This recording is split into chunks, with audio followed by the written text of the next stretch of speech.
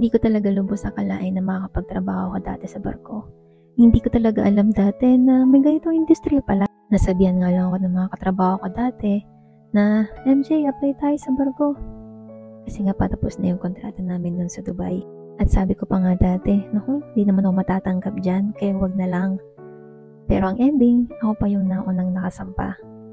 And the rest is history. Masasabi kong hindi para sa lahat ng pagbabarko. Kailangan talaga ng mahabang pasensya.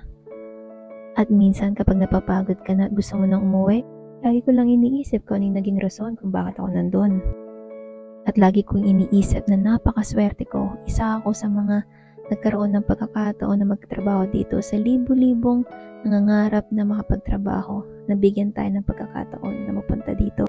Depende at iba-iba ang magiging experience mo dito, base sa kung ano yung position mo.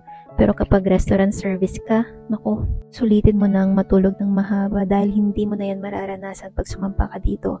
Uulitin ko, hindi para sa lahat ang pagbabarko, kaya pag-isipan mo rin mabuti bago ka mag-apply dito. Hindi madali pero rewarding din naman. Maraming magagandang memories at yung privilege na makita ang iba't ibang lugar sa mundo, isa yon sa reward. Talaga.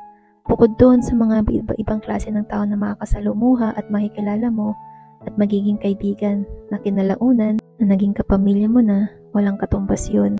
Salamat sa iyo, cruise ship. Lahat ng mga naituro mo sa akin ay babaunin ko hanggang sa huli. Again, hanggang sa muli mga kaibigan, and see you to my next journey.